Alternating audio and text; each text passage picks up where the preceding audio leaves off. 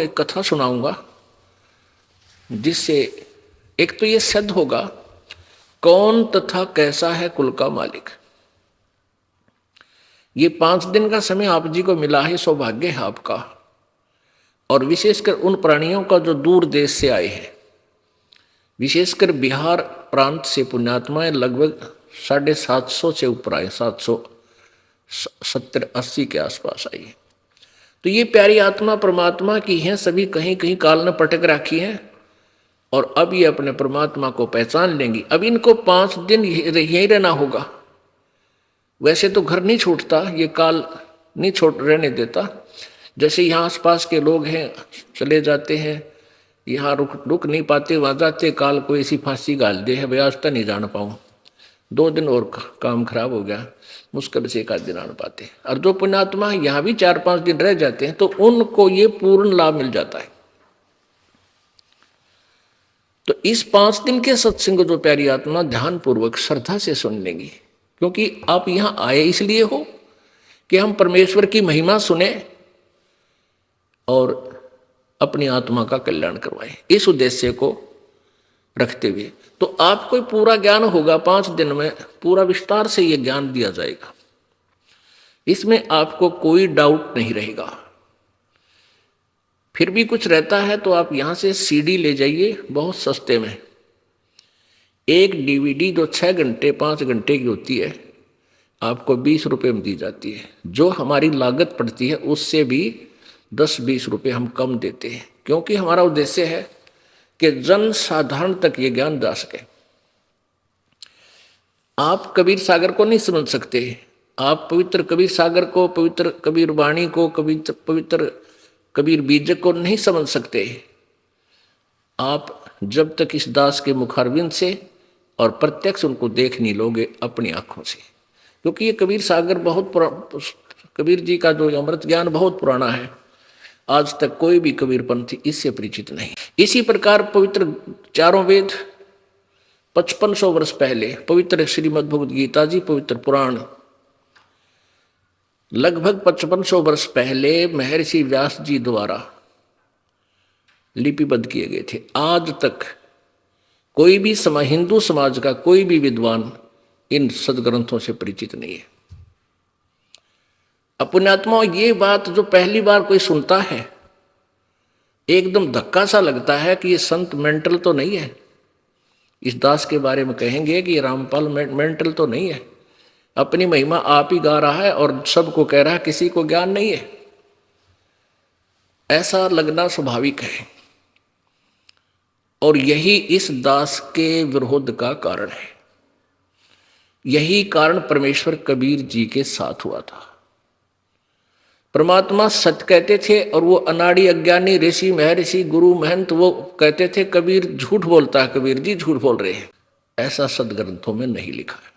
तो आज ये दास उस समस्या का समाधान साथ साथ कर रहा है कि आज तक किसी को भी अपने सदग्रंथों का ज्ञान नहीं। पवित्र, अब जैसे इसका थोड़ा सा एग्जाम्पल आपको देना पड़ेगा, उदाहरण, तब ये मार्ग आगे चलेगा। नहीं तो कोई व्यक्ति प्रथम बार सुन रहा होगा इस दास के सत्संग को तो उसको तो ऐसे हो जाएगा जैसे बालक को कुनीन खिला दिया करें, कुनीन टैबलेट कड़वी। लेकिन वो कड़वी टैबलेट खानी पड़ेगी इस रोग कटवाने के लिए, नहीं तो भयंकर मामला बन जाएगा। तो ये कुनीन है, लेकिन इसके साथ अगर हम आपको सदग्रंथ दिखाएंगे तो ये कुनीन खांड में दे के खिला दिया आपको, बूरा में, इतना आपके हलक अंदर चली जाएगी। इसके लिए आपको दिखाएंगे श्री मद देवी भागवत, जिससे आपका कति कंसेप्ट क्लियर हो जाएगा कि ना ब्रह्मा विष्णु महेश को वेदों का पता था, ज्ञान था, ना ऋषि महर्षि सतयुग के ऋषि महर्षियों को नहीं था, तो फिर द्वापर त्रेता कलयुग वालों का तापर सत्र का ज्ञान हो जाएगा कि उनको कैसे हो सकता है जो ज्ञान सतयुग वालों को नहीं था। अब देखिएगा श्रीमद् देवी भागवत, गीता प्रेस गोरखपुर से प्रकाशित। श्री संक्षिप्त श्रीमद देवी भागवत अर्थात दुर्गा पुराण, देवी पुराण भी इसको कहते हैं। संपादक है हनुमान प्रसाद पोदार, चिमनलाल गोस्वामी। और ये कहाँ से प्रकाशित है, कहाँ से मुद्रित है? प्रकाशक एवं मुद्रक गीता प्रेस गोरखपुर, गोविंद भवन कार्यालय कोलकाता का संस्थान। इसके आपको 28 पृष्ठ से दिखाते हैं। प्रथम स्कंद और शिव देवी भागवत, पृष्ठ 28। नारद जी और व्यास जी की वार्ता हो रही है। नारद जी ने कहा, व्यास जी तुम इस विषय में जो पूछ रहे हो ठीक यही प्रश्न मेरे पिताजी ने अर्थात ब्रह्मा जी ने श्री भगवान श्री हरि से किया था, विष्णु जी से। देवाधिदेव भगवान जगत के स्वामी हैं। लक्ष्मी जी उनकी सेवा में उपस्थित रहती हैं। दिव्य कौस्तुमणि उनकी शोभा बढ़ाती है। वे शंख चक्र गदा लिए रहते हैं, पीतांबर धारण करते हैं, 4 भुजाएं हैं। वक्षस्थल स्थल पर श्रीवत्स का चिन्ह चमकता रहता है। वे चराचर जगत के आश्रयदाता हैं, जगत गुरु एवं देवताओं के भी देवता हैं। ऐसे जगत प्रभु भगवान श्री हरि अर्थात विष्णु जी महान तप कर रहे थे। उनकी समाधि लगी थी। यह देखकर मेरे पिता ब्रह्मा जी को बड़ा आश्चर्य हुआ। उन्होंने उनसे जानने की इच्छा प्रकट की। ब्रह्मा जी ने पूछा, प्रभु, किसे? विष्णु जी से पूछा, आप देवताओं के अध्यक्ष, जगत के स्वामी और भूत भविष्य एवं वर्तमान सभी जीवों के एकमात्र शासक हैं भगवान।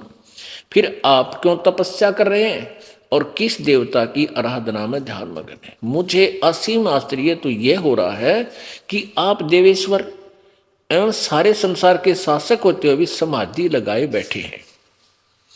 ब्रह्मा जी के विनीत वचन सुनकर भगवान श्री हरि, ये 29 पृष्ठ पर आ गया। भगवान श्री हरि कहने लगे, ब्रह्मन सावधान होकर सुनो, मैं अपने मन का विचार व्यक्त करता हूं। देवता, दानव और मानव सभी यही जानते हैं कि तुम सृष्टि करते हो, मैं पालन करता हूं और शंकर संहार क्या करते हैं। किंतु फिर भी वेद के पारगामी पुरुष अपनी युक्ति से यह सिद्ध करते हैं कि रचने, पालने और संहार करने की यह योग्यता जो हमें मिली है, इसकी अधिष्ठात्री शक्ति देवी है, दुर्गा है।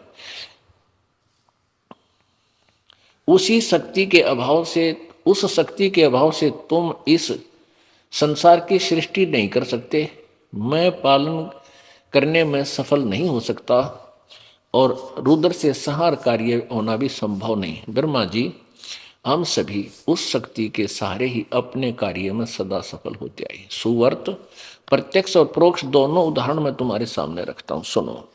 यह निश्चित बात है कि उस शक्ति यानी दुर्गा के अधीन होकर ही मैं इस शेष नाग की सैया पर सोता और सृष्टि करने का अवसर आते ही जाग जाता हूं। मैं सदा तप करने में लगा रहता हूं। उस शक्ति के शासन से मैं कभी मुक्त नहीं रह सकता। कभी अवसर मिला तो लक्ष्मी के साथ सुखपूर्वक समय बिताने का सौभाग्य प्राप्त होता है। मैं कभी तो दानों के साथ युद्ध करता हूं। अखिल जगत को भय पहुंचाने वाले दैत्यों के विकराल शरीरों को शांत करना मेरा परम कर्तव्य हो जाता है। और यहां कलम तोड़ दी विष्णु जी ने। मुझे सब प्रकार से दुर्गा के शक्ति के अधीन होकर रहना पड़ता है। उन्हीं भगवती शक्ति का यानी दुर्गा देवी का मैं निरंतर ध्यान किया करता हूं। ब्रह्मा जी, मेरी जानकारी में इस भगवती शक्ति से बढ़कर दूसरे कोई देवता नहीं। अपने आत्माओं, ये तो ज्ञान का सत्र आ गया हमारे भगवान विष्णु जी का। ये कहते हैं कि मैं दुर्गा से ऊपर किसी भगवान मानता है को ना, इसके ऊपर कोई शक्ति है। अपने आत्माओं, ये दास नहीं कह रहा। मेरे कबीर परमात्मा ने दास को वो दृष्टि दे दी जिससे ये दास इस अज्ञान अंधेरे में, इस तत्व ज्ञान की रोशनी में उन सदग्रंथों को पढ़ रहा हूं, उनमें से लाल ढूंढ रहा हूं। अब यही पवित्र पुराण थी। पवित्र हिंदू समाज जब से भी हिंदू धर्म का उत्थान हुआ है उसी दिन से पढ़ता रहा, किसी ने कह खैगा नहीं बेरा इसके बारे में। ये महर्षि हो लिए कलयुग के, द्वापर के भी किसी को पता नहीं। और सतयुग के ब्राह्मणों ने ज्ञान था, वेद क्या बताते। अब दुर्गा क्या कहती है, विष्णु जी ने तो फाइनल कर दिया कि मैं दुर्गा से ऊपर कोई शक्ति नहीं मानता, कोई भगवान देवता नहीं मानता, है ही नहीं। और दुर्गा कहती है कि ब्रह्म की पूजा करो, वही एकमात्र सबका मालिक है, और सब बातें छोड़ दो।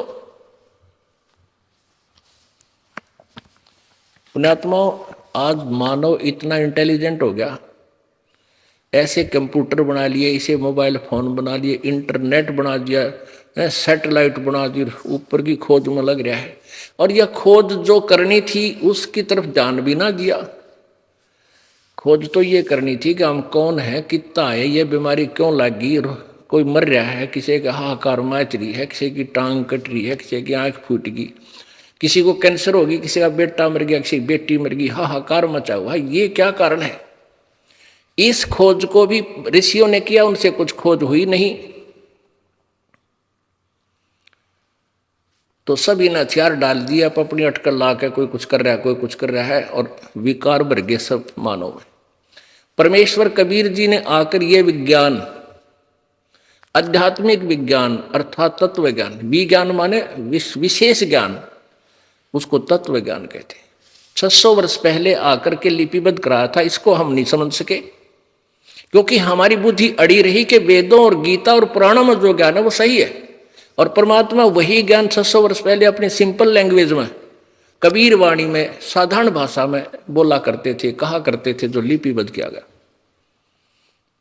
तो आज हमें विश्वास होगा कि हमारे वो भगवान जो 600 वर्ष पहले आए थे वो हमारे भगवान थे, वो वास्तव में परमेश्वर थे और हैं और रहेंगे, क्योंकि दूसरा भगवान नहीं।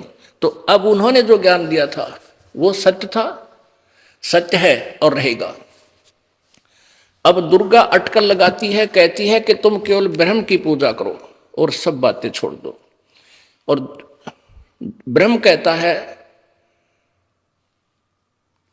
पवित्र श्रीमद् भगवत गीता जी में कि उस पूर्ण परमेश्वर की पूजा करो, वही पूजा के योग्य है, उससे ही पूर्ण मोक्ष होगा।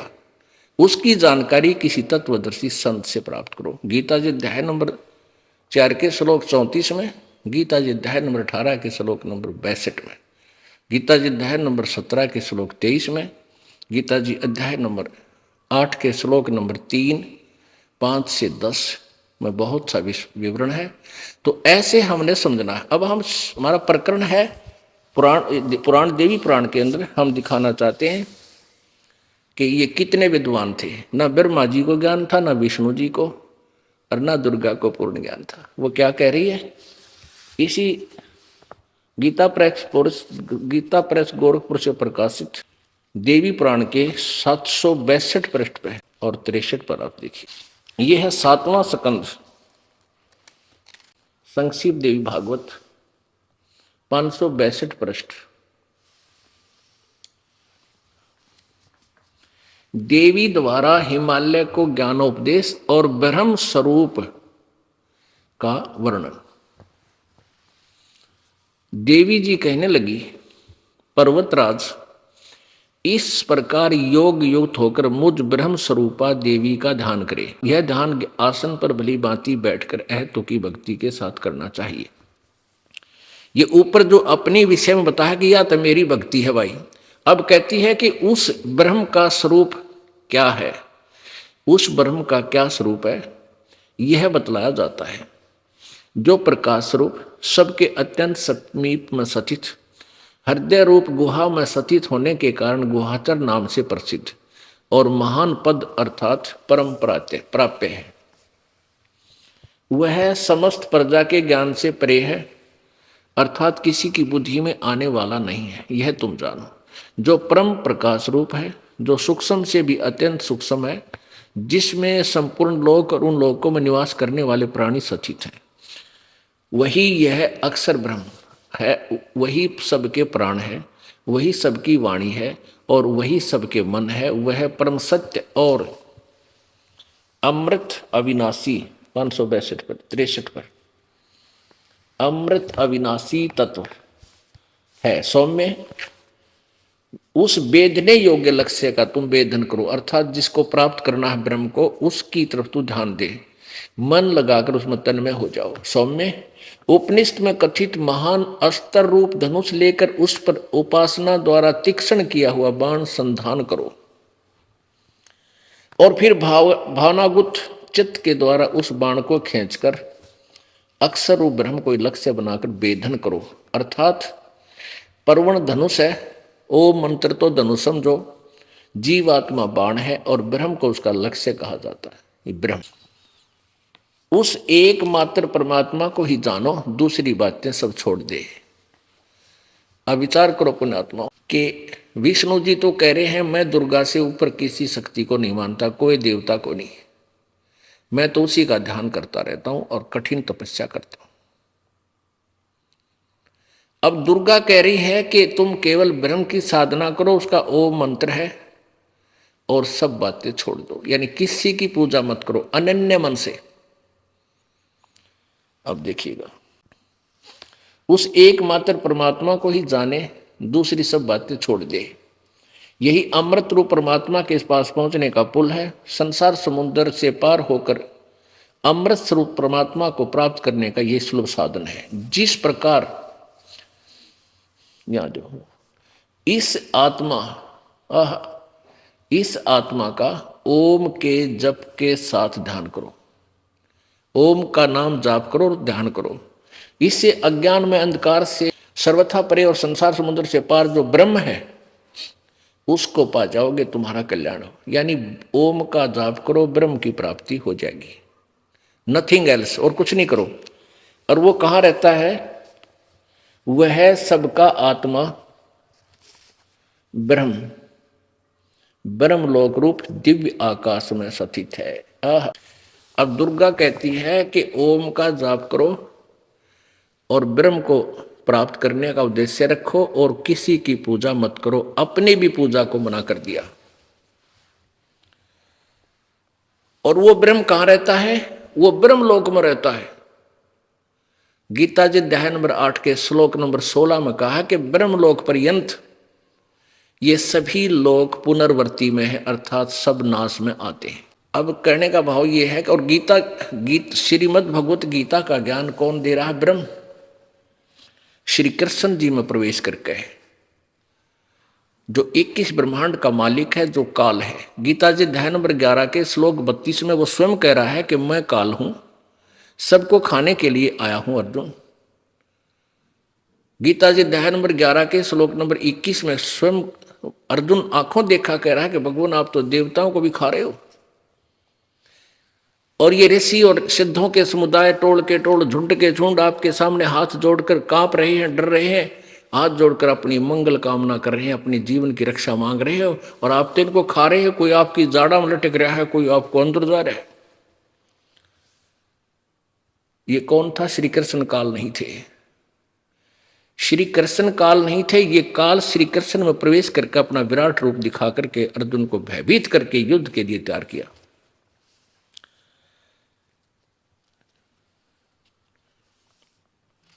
तो गीता जी अध्याय नंबर 8 का श्लोक 16 आपको दिखाते हैं, क्योंकि गीता जी का जो ज्ञान है ये ब्रह्म के द्वारा दिया गया है, और ब्रह्म को ये ज्ञान परमात्मा ने, पूर्ण ब्रह्म ने इसके अंतःकरण में फीड किया था। 5 वेद, ये 4 वेद, ऋग्वेद, यजुर्वेद, सामवेद और अथर्ववेद, और 5वां ये सूक्ष्म वेद। इस काल ने धोखा किया। सूक्ष्म वेद जो परमात्मा ने आके बताना पड़ा, ये इसने गुप्त कर दिया, क्योंकि इसमें इसकी क्लियर पोल खुला थी, इसको इसने नष्ट कर दिया। और ये 4 वेद दे दिए, जिसमें महिमा तो पूर्ण परमात्मा की है, लेकिन ब्रह्म साधना केवल ब्रह्म तक का ही ज्ञान है। यजुर्वेद अध्याय नंबर 40 के श्लोक नंबर 15 में यही कहा गया है कि उस मेरा ओम मंत्र है और इसका ओम नाम जाप करो। पहले यजुर्वेद देखिएगा, ये महर्षि दानंद सरस्वती द्वारा अनुवादित है और ये आरएस प्रकाशक है, सार्वदेशीय कार्य प्रतिनिधि सभा में 2/5 महर्षि दानंद भवन, रामलीला मैदान, नई दिल्ली। संपूर्ण 40 अध्याय आर्य भाषा भाष्य महर्षि दानंद सरस्वती कृत। मुद्रक हैं Prince offset printers, 1510 Pataudi house, Daryaganj, नई दिल्ली। इसमें इसके 40वें अध्याय जो अंतिम अध्याय है, 40वें अध्याय का 15वां श्लोक आपको दिखाते हैं। ये देखिएगा, यजुर्वेद भाषा भाष्य अध्याय नंबर ये है 44वां अध्याय, 40वां अध्याय। और यहां देखिएगा 15वां मंत्र, वायु अनिलम अमृतम अथ इदम भस्मांतम शरीरम, ओम करतो समर, किलबे समर और करतुम समर। ओम करते समर, करतो, इसको करते भी लिखते हैं, करते। ओम करतो समर, किलबे समर और करतुम समर। ओम नाम का जाप, करतो माने काम करते करते स्मरण कर, और किलबे माने कस, विशेष कसक के साथ, विशेष कसक के साथ किलबला के, जैसे मरता हुआ आदमी अपनी जान की भीख मांगता है, ऐसे किलबला के, ऐसी किलबलाहट के साथ, इतने मतलब श्रद्धा से उसका जाप कर। और कर्तुम समर, अपना मुख्य कर्तव्य जानकर, मनुष्य जीवन का परमात्मा की भक्ति ही मुख्य कर्तव्य जानकर इस ओम का स्मरण कर।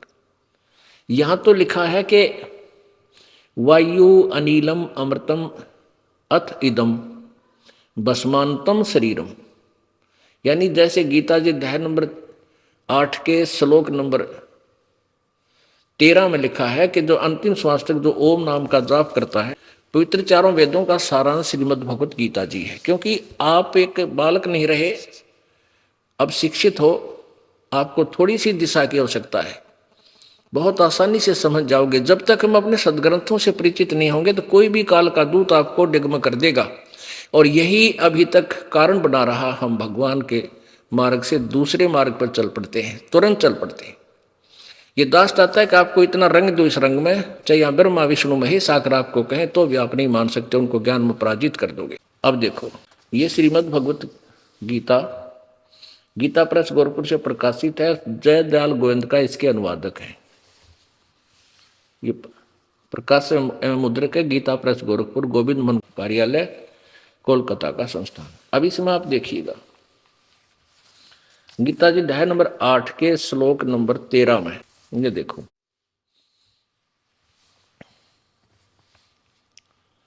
और ये श्लोक नंबर 13 यहीं पर है।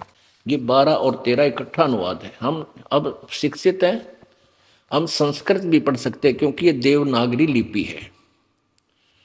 ओम इति, ये 13वां मंत्र है। ओम इति एकाक्षरम ब्रह्म, एकाक्षरम ब्रह्म व्यवहारन माम अनुसमरण, ये प्रयाति तजंदेहम स याति परमाम गति। अब यहां लिखा है कि माम ब्रह्म, मुझ ब्रह्म का, ओम इति, ओम यह एक अक्षर है, उच्चारण करके सुमरण करने का, और यह प्रयाति तजंदेहम, जो मरते दम तक, शरीर छोड़ते समय तक इसका सिमरण करता है, स याति परमाम गति, वो परम गति को प्राप्त होता है, उसको लाभ मेरे वाला पूरा मिलता है। यहां दे लिखा है माम ब्रह्म, ओम अक्षर है। ये कृष्ण जी का मंत्र नहीं है ओम, ये ब्रह्म का मंत्र है। ये माम ब्रह्म स्पष्ट किया है। इन्होंने अनुवाद किया है ओम, इस ओम का अर्थ किया है ओम माने ओम, बिल्कुल ठीक है। ओम यह इस ओम यह एक अक्षर रूप ब्रह्म को उच्चारण करता हुआ उससे अर्थ स्वरूप मुझ निर्गुण ब्रह्म का चिंतन करता हुआ शरीर को त्याग कर जाता है, वह पुरुष परम गति को प्राप्त होता है। अपनात्मा दो परमात्माओं का विवरण चलता है पूरे सदग्रंथों में, एक ब्रह्म एक पूर्ण ब्रह्म, बीच में एक परब्रह्म है, उसकी जानकारी एक टर्न वाइज देनी पड़ती है। लेकिन भक्ति का विषय ब्रह्म के जाल में हम फंसे हैं और परम अक्षर ब्रह्म के पास हमने जाना है। तो यहाँ दो परमात्माओं का प्रसंग है। एक तो वो खुद कहता है मेरा तो है ये मंत्र, और फिर 17वें अध्याय के 23वें श्लोक में कहा है कि उस परमात्मा का जो अन्य भगवान पूर्ण परमात्मा है, ये देखिएगा उसका और मंत्र है। अध्याय 17 और श्लोक नंबर 23, इसको भी हम पढ़ेंगे, संस्कृत पढ़ सकते हैं। ओम तत्सत इति निर्देश ब्रह्मण तिर्विध समर्थ ब्राह्मणा तेन वेदा च यगा च विहिता पुरा। ओम ओम तत् तत् सत सत इति माने ऐसे यह तीन प्रकार का, ब्रह्मण माने सच्चिदानंद घन ब्रह्म, यानी ब्रह्म से कोई अन्य, गीता ज्ञान दाता से कोई और परमेश्वर है, पूर्ण ब्रह्म का नाम कहा है। ये ठीक हो गया, दो भगवानों के बारे में प्रकरण है। अब यहाँ क्योंकि विषय दूसरा है इसलिए इसको डिटेल में नहीं जाना चाहते हम। अब ये सिद्ध करना चाहेगा ये दास कि वेद और गीता, पवित्र चारों वेद, पवित्र श्रीमद् भगवत गीता, ये एक ही ज्ञान रखते हैं। ये चारों वेदों का सारांश पवित्र श्रीमद् भगवत गीता है। अब इसमें देखिएगा अभी आपने ये यजुर्वेद, पवित्र यजुर्वेद, अब आपने ये पढ़ा था 40वां 44वां अध्याय यानी 40वां अध्याय, और ये 15वां श्लोक में गीत वेद ज्ञान दाता का कहता है कि ओम कर्तो समर किलबे समर और कर्तुम समर। ओम कर्तो समर किलबे समर और कर्तुम समर, इससे है कि इदम माने यह है शरीर, शरीरम नष्ट होने वाले सुखादि, भस्मांतम अंत में भस्म होने वाला। इसका सीधा सा अर्थ है वायु अनिलम अमृतम इदम अथम इदम अथ इदम भस्मांतम शरीरम। वायु अनिलम का अर्थ है जो जीवात्मा है वो अंतिम श्वास तक इसका सिमरण करे और ऐसे कसक के साथ करे, तो अंत समय में उसमें जो शरीर जो उसका नष्ट होने होगा, उस समय उसको वो अमृतव प्राप्त होगा जो ओम के जाप से मिल सकता है। अमृतव का अर्थ है कि जैसे इस ओम से जो अमृतव का अर्थ इसमें लिखा है कि एक ब्रह्म का जाप करने वाला, ओम नाम का जाप करने वाला 36,000 वर्ष तक न 36,000 बार उत्पत्ति प्रलय होगी, यानी ब्रह्मा जी की एक आयु तक ब्रह्मलोक में रह सकता है। उसके बाद फिर पुनर्जन्म होगा, फिर दुर्गति शुरू होगी। अब इसलिए गीता ज्ञान दाता ब्रह्म चौथे गीता जी अध्याय नंबर 4 के श्लोक 5 और 9 में कहता है कि अर्जुन तेरे और मेरे बहुत जन्म हो चुके, तू नहीं जानता। मेरे जन्म कर्म अलौकिक हैं, दिव्य हैं। ये कैसे दिव्य हैं ये फिर किसी प्रसंग बस आपको फिर बताएंगे। तो इससे सिद्ध हो गया कि ओम नाम के जाप करने वाला भी अमर नहीं, वैसे अमर तो लिखा है लेकिन अमर नहीं, पूर्ण अमर नहीं, कुछ राहत मिलती है। गीता जी अध्याय नंबर 8 के श्लोक नंबर 16 में, गीता जी अध्याय नंबर 8 के श्लोक नंबर 16 में जो प्रसंग था वो बीच में रह गया। 16 में दिखाते हैं कि ब्रह्मलोक पर्यंत, यानी ब्रह्मलोक में रहता देवी कहती है दुर्गा पुराण में, तो वो ब्रह्मलोक पर्यंत भी पुनर्वर्ती में है। और गीता जी अध्याय नंबर 4 के श्लोक 5 में गीता ज्ञानदाता ब्रह्म कहता तेरे और मेरे बहुत जन्म हो लिए, तू नहीं जानता मैं जानता हूं। अब देखिए इसके अध्याय नंबर 8 के और श्लोक नंबर 16 में, 13 आपने पढ़ लिया, 16 में इसमें लिखा है हे अर्जुन ब्रह्मलोक पर्यंत ब्रह्मलोक तक सब लोग पुनर्वृत्ति में है। यानी पुनर्वृत्ति माने दोबारा जन्म और मृत्यु, नष्ट और फिर उत्पत्ति में ही है, यानी पूर्ण मोक्ष नहीं। अब यजुर्वेद, अभी आप यजुर्वेद देख रहे हैं, ये हमारी पवित्र गीता जी से मेल खाता है इसका ज्ञान। ये तो ब्रह्म का ओम नाम है, आपने पढ़ा 40वें अध्याय में, 44वें अध्याय का 15वां श्लोक जो आपने पढ़ा, इसमें स्पष्ट हुआ कि ओम कर्तो समर, लेकिन अनुवाद कर्ता विचलित है। इसने क्या लिखा कि हे कर्म करने वाले जीव कर्तो, इसका अर्थ बनता है कि कर्तुम समर, काम करते करते सिमरण कर, विशेष कसक के साथ सिमरण कर, और हे अपना मूल कर्तव्य जान के मनुष्य जीवन का, इसलिए ओम का सिमरण कर। कर्म करने वाले जीव तू शरीर छूटते समय ओम, इस नाम वाची ईश्वर का स्मरण कर। ओम का नहीं लिखा, अनुवाद करता विचलित है, ज्ञान नहीं था इनको, किसी को भी, ऋषि में ऋषि को। यहां लिखना था कि तू ओम का स्मरण कर, ओम नाम का सिमरण कर। ये कहता है कि ओ ब्रैकेट में संस्कृत लिखी है, इसका अनुवाद है इस नाम वाच्य ईश्वर को स्मरण कर, नोट ओम, बल्कि इसका जो नाम है उसको स्मरण कर। अब 17वां, ये देखिए 44 अध्याय का 40वें अध्याय का 17वां, इसमें दो परमात्माओं का जिक्र है। वेद ज्ञान दाता कहता है कि जिस ज्योति स्वरूप रक्षक मुझ से अविनाशी यथार्थ कारण से आच्छादित मुख के तुल्य उत्तम अंग का प्रकाश किया जाता है, जो वह प्राण व सूर्य मंडल में पूर्ण परमात्मा है। वह प्रोक्ष रूप, वो तो गुप्त है, और अहम यानी मैं, ये काल बोलता है गीता वेद ज्ञानदाता, यानी ऊपर वो तो पूर्ण परमात्मा है, वह तो प्रोक्ष रूप है, वो तो ऊपर है, गुप्त है, और मैं आकाश के तुल्य व्यापक हूं, सबके गुण कर्म सबसे करके अधिक हूं। ओम सबका रक्षक, मैं उसका ओम ऐसा नाम जानो।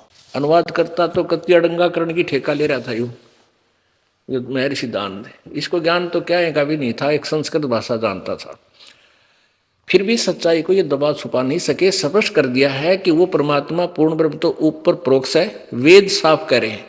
अनुवाद करता अड़ंगा मिला मिलाकर भी छुपा नहीं सका, सच्चाई साथ रही। अब प्रसंग चल रहा है कि देवी ने कहा है कि उस ब्रह्म का जाप कर। ये देखिएगा 7वां स्कंद, ये श्रीमद देवी भागवत है, जो प्रसंग अभी चल रहा था, गीता प्रेस गोरखपुर से प्रकाशित 7वां स्कंद है, और देवी हिमालय को बता रही है 562-63 पर, उस एक मात्र परमात्मा को ही जानो, दूसरी बातें छोड़ दो। इस आत्मा का ओम के जप के साथ ध्यान करो, इससे अज्ञान में अंधकार से सर्वथा परे और संसार समुद्र से उस पार जो ब्रह्म है उसको पा जाओगे, तुम्हारा कल्याण हो। वो कहाँ रहता है? वह सबका आत्मा ब्रह्मलोक रूप दिव्य आकाश में स्थित है। That's all. अब आलिया और दुर्गा के ज्ञान का कि ब्रह्म से ऊपर कोई मालिक नहीं है, वो ब्रह्मलोक में रहता, उसकी पूजा करो ओम मंत्र से। और ब्रह्म कह रहा है कि उस परमात्मा का सच्चिदानंद घन ब्रह्म का ओम तत्सत, ये 3 मंत्र का जाप है, और उसको कोई सत्तत्वदर्शी संत बताओगा, उससे पूछो। गीता जी अध्याय नंबर 4 के श्लोक नंबर 34 में। पुण्यात्माओं ये ध्यान कर, ये विशेष आपने, क्योंकि बालक नहीं हो, अब बुद्धिमान समाज हो गया है। अब यहां कहा, यदि ये मंत्र फाइनल होता, कई नाम जाप करते हैं ओम तत्सत ओम तत्सत, इसके साथ हरि ओम तत्सत भी लगा लेते हैं, तो ये मंत्र नहीं है। यदि ये मंत्र होता तो 34वें अध्याय के चौथे अध्याय के 34वें श्लोक में गीता ज्ञानदाता ये नहीं कहता कि उसके बारे में किसी और तत्वदर्शी संत से पूछो। नहीं, आप बता देता हूं, ये जाप है भाई, इसका ये जाप कर लो। तो तत् ओम तो फाइनल है, ये ब्रह्म का जाप है, और तत् ये परब्रह्म का जाप है जो गुप्त है, ये दास बताओगा, परमेश्वर ने बताया कबीर जी ने। और सत ये सार नाम है। ये तीनों मिलकर के फिर एक मंत्र बन जाएगा। 3 मंत्र का जाप, ये मोक्ष देगा आपको पूर्ण, तब हम सतलोक जाएंगे। अब ये तो हमारे देवताओं के ज्ञान की पोल खुल गई कि कितना तो ब्रह्मा जी ने ज्ञान था, कितना विष्णु जी को था, कितनी हमारी दुर्गा माता को था। अब सतयुग के ब्राह्मण यानी ऋषि, ब्राह्मण को चाहे ऋषि को, वो कितने विद्वान थे वो भी देख लो। एक झांकी, एक झलक इसी देवी भागवत की। ये वही देवी पुराण है, गीता प्रेस बोर्ड में प्रकाशित है। स्कंद 6, छठा स्कंद, प्रश्न नंबर 414 पे जन्मेजय ने पूछा, महाभाग किस युग में कैसा धर्म का स्वरूप है? इस संपूर्ण विषय को विशेष रूप से बताने की कृपा कीजिए। व्यास जी बोले, जो राइटर है वेदों, गीता और पुराणों का, वो कहने लगे, क्या ज्ञान देते हैं राजन? यह निश्चय है कि सतयुग में ब्राह्मण वेद के पूर्ण विद्वान थे और उनके द्वारा निरंतर भगवती जगदम्बा की आराधना होती थी। भगवती का दर्शन करने के लिए उनका मन सदा ललायित रहता था। अब ये सतयुग के ब्राह्मणा का उड़ा गया ज्ञान का। इनके विषय में लिखा है कि वो वेदों के पूर्ण विद्वान थे और दुर्गा की पूजा करते थे। अब परमात्मा कबीर जी यही कहा करते थे, निरंजन धन तेरा दरबार, निरंजन धन तेरा दरबार, जहां पर तनिक न न्याय विचार।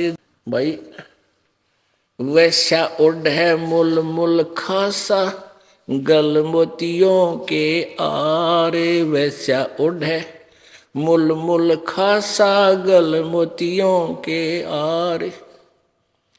पति भरता को मिले न खादी, वो सूखा निरस आहार। निरंजन धन तेरा दरबार, निरंजन धन तेरा दरबार। भाई पाखंडी की पूजा जग में, संत को कहें लबाड़े। पाखंडी की पूजा जग में, संत को कहें लबाड़े। अज्ञानी को परम विवेकी, ज्ञानी को मूड गंवार। निरंजन धन तेरा दरबार, निरंजन धन तेरा दरबार, जहां पर तनिक न न्याय विचार। कह कबीर सुनो भाई साधो, यहाँ सब उल्टा व्यवहार। कह कबीर सुनो भाई साधो, यहाँ सब उल्टा व्यवहार। सच्चों को तो ये झूठा बतावे, इन झूठों का एतबार। निरंजन धन तेरा दरबार, निरंजन धन तेरा दरबार, जहां पर तनिक न न्याय विचार। निरंजन धन तेरा दरबार, जहां पर तनिक। भाई कह कबीर सुनो भाई साधो, यहाँ सब उल्टा व्यवहार। कह कबीर सुनो भाई साधो, सब उल्टा व्यवहार। सच्चों को तो ये झूठा बतावे, इन झूठों का एतबार। निरंजन धन तेरा दरबार, निरंजन धन तेरा दरबार। परमात्मा क्या करते, हंसते थे कि काल ज्योति निरंजन धन है तेरा ये 21 ब्रह्मांड है, यहाँ पर न्याय नाम की चीज नहीं। हो कहते हैं पाखंडिया तो मैं ऋषि को है, जिन्हें कह का भी नहीं पता गीता वेद। और